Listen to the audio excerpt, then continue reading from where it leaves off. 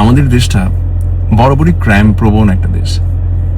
আমরা সবসময় জন্মের পর থেকেই দেখেছি যে প্রতিদিনই কোনো না কোনো ক্রাইম এবং জঘন্য ধরনের ক্রাইম বাংলাদেশে কোনো না কোনো জায়গায় হচ্ছে, এবং আমরা দেখতাম প্রফেশনাল যারা ক্রিমিনাল আছে তারাই এই ধরনের ক্রাইম করছে। কিন্তু আপনি লাস্ট বেশ কবছরে দেখবেন যে যারা এই ধরনের বিভৎস ক্রাইম করছে এবং বিভিন্ন ধরনের উদ্ভট সব ক্রাইম করছে, তারা সবাই না কেউ প্রফেশনাল ক্রিমিনাল না, সবাই হচ্ছে আমাদের আশপাশের লোকজন। খুবই ভদ্র লোকটা, খুবই ভদ্র মহিলাটা, আমার বাসার বিশ্বস্ত মানুষটা, বা আশপাশের এমন এমন কিছু লোকজন যারা ক্রাইম করবে আপনি বিশ্বাসই করতে পারবেন না। আপনি এখন আপনার পাশে যে মানুষটা বসে আছে তাকেও বিশ্বাস করতে পারবেন না। মানে দিনে দিনে আমাদের দেশের মানুষজনের এত বড় একটা মানবিক বিপর্যয় হয়েছে, তাদের মানুষ দিন দিন এত মানসিক বিকারগ্রস্ত হয়ে যাচ্ছে, মানে যেটা কল্পনার বাইরে।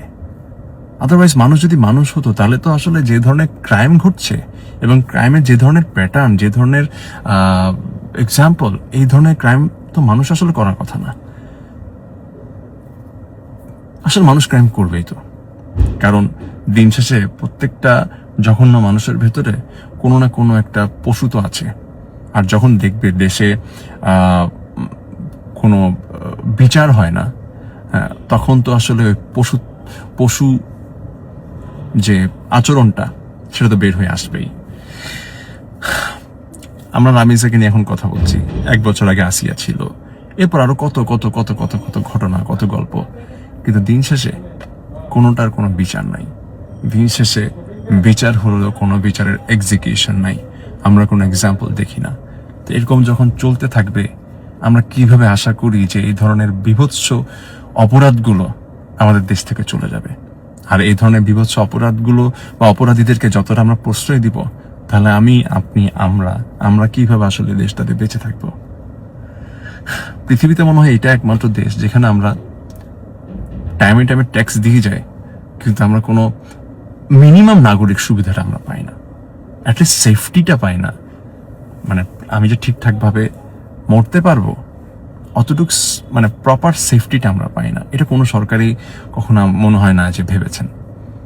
আজকে স্বরাষ্ট্রমন্ত্রী একটা কথা শুনি বলেছেন যে মানুষের দাবির মুখে বা আবেগে পড়ে আমরা যদি খুব দ্রুততর কোনো আইন প্রণয়ন করি যেটার মাধ্যমে আসামিদের ইনস্ট্যান্ট আমরা বিচার করে ফেলবো, সেটা যদি হয় তাহলে দেখা যাবে ফিউচারে লং রানে গিয়ে এটার একটা মিসইউজ হওয়ার চান্সেস আছে।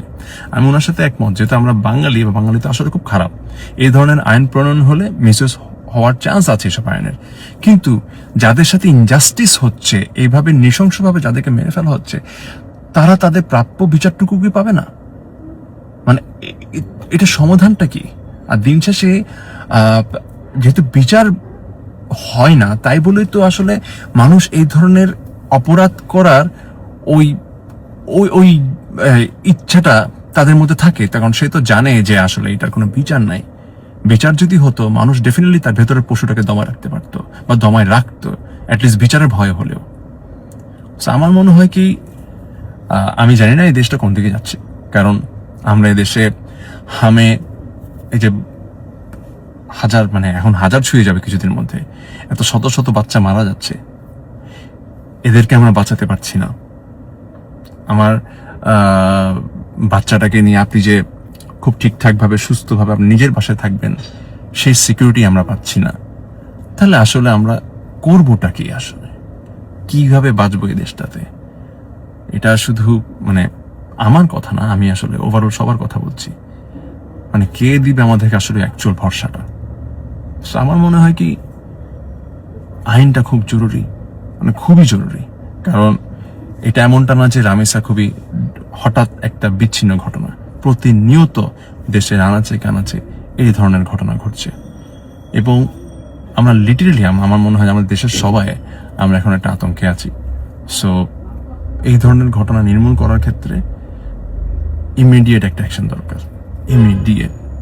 এই ছাড়া আমার মনে হয় না এই যে পাষণ্ড এইসব পশুগুলোকে আপনি দমায় রাখতে পারবেন। আল্লাহ আমাদের সবাইকে আসলে সেফ রাখুক, বাঁচায় রাখুক, এই দোয়াটা করি। আর এই দেশটার উপরে শান্তি নেমে আসুক, সেটা খুব দরকার।